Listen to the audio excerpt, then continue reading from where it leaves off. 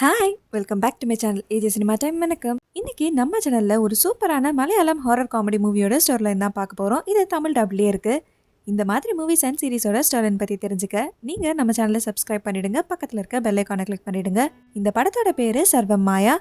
இதுல ஹீரோவா நிவின் பாலி நடிச்சிருக்காரு. அவரோட கேரக்டர் நேம் பிரபிந்து.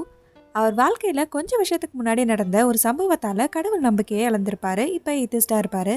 அவர் வீட்டை விட்டு வெளியே வந்து அவங்க ஃபேமிலி யார் கூடயும் டச்சில் இல்லாமல் இப்போ ஒரு மியூசிக் ட்ரூப்பில் எலக்ட்ரிக்கல் கிட்டாரிஸ்டாக இருப்பார்.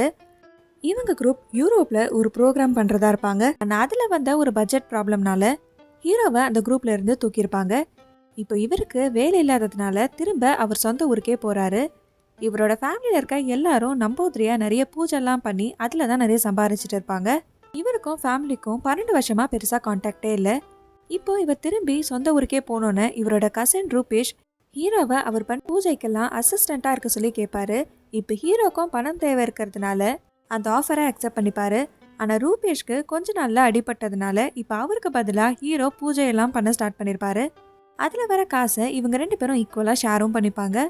இப்போது ஹீரோ ஒரு பேய் ஓட்டுற பூஜை பண்ண வேண்டியதாக இருக்கும். அதுக்கு இவரும் ஒத்துப்பாரு. ஏன்னா ஹீரோக்கு எப்படி கடவுள் நம்பிக்கை இல்லையோ அதே மாதிரி பேய் மேலேயும் நம்பிக்கை இல்லை. அதனால தைரியமா ஒரு ஸ்கூல் பையனுக்கு பேய் ஓட்ட போவாரு. இவரும் பூஜை பண்ண ஸ்டார்ட் பண்ண கொஞ்ச நேரத்திலேயே அந்த பையன் நார்மலாகவும் ஆயிடுவான். அந்த ஃபேமிலியும் ஹீரோ பண்ண பூஜைனால தான் அவங்க பையன் சரியானான்னு நினச்சிக்கிட்டு சொன்னதை விட அதிக பணமே கொடுப்பாங்க. இப்போ எப்பவும் போல பூஜை முடிச்சுட்டு வீட்டுக்கு வந்து தூங்கின ஹீரோ நைட் எழுந்து பார்க்குறப்போ ஒரு பொண்ணு இவரோட ஃபோன் எடுத்து யூஸ் பண்ணுறதை பார்த்து பயந்துருப்பாரு. இவர் பேய் ஓட்ட போன அந்த பையனுக்கு என்னெல்லாம் சிம்டம்ஸ் இருந்ததுன்னு அவங்க சொன்னாங்களோ அதெல்லாம் இப்போ ஹீரோவுக்கு நடக்க ஆரம்பிச்சிருக்கும். ஹீரோக்கு பேய் நம்பிக்கை இல்லை. அதனால இவர் அதை நம்ப மாட்டாரு. ஒரு டாக்டரை கன்சல்ட் பண்ணி இவருக்கு வர சிம்டம்ஸ்க்கு டேப்லெட்டும் எடுத்துட்டு இருப்பாரு.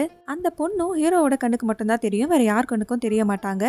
ஹீரோவோட ஃபோனை எடுத்து ட்ரெஸ் ஆர்டர் பண்ணுறது, இவரோட ப்ரொஃபைல் பிக் சேஞ்ச் பண்ணுறதுன்னு எல்லாம் அவங்க பண்ணிகிட்டே இருப்பாங்க. இப்போ ஹீரோ கிட்ட அந்த பொண்ணே பேசுவாங்க.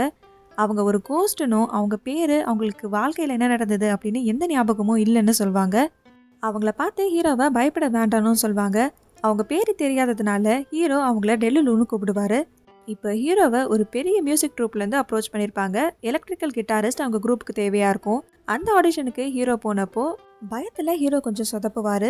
அப்போ டெல்லுலு அவருக்கு ஹெல்ப் பண்ணி இப்போ அந்த மியூசிக் ட்ரூப்பில் ஹீரோ செலக்டும் ஆகுறாரு. இந்த சம்பவம் நடந்த அப்புறம் ஹீரோவும் டெல்லுலுவும் நல்ல ஃப்ரெண்ட்ஸ் ஆகுறாங்க. இப்போ இவங்க யாரை தெரிஞ்சுக்கிறதுக்காக ஹீரோ இவங்க யாருன்னு தேட ஆரம்பிப்பார். இந்த டைமில் டெல்லுலுக்கு ஹீரோ மேலே லவ் வந்திருக்கும். டெல்லுவோட உண்மையான பேர் என்ன, அவங்களுக்கு என்ன நடந்துச்சு அப்படிங்கிறத ஹீரோ கண்டுபிடிச்சாரா, இதுக்கப்புறம் டெல்லுக்கு என்ன ஆகும் அப்படிங்கிறது தான் இந்த மூவியோட கதை. இந்த வீடியோ உங்களுக்கு பிடிச்சிருந்ததுன்னா இதுக்கு லைக் பண்ணிடுங்க. இந்த படம் நீங்கள் ஆல்ரெடி பார்த்து உங்களுக்கு பிடிச்சிருந்ததுன்னா அதை கமெண்ட்டில் சொல்லுங்கள். Tata bye bye from AJ cinema time. வணக்கம்.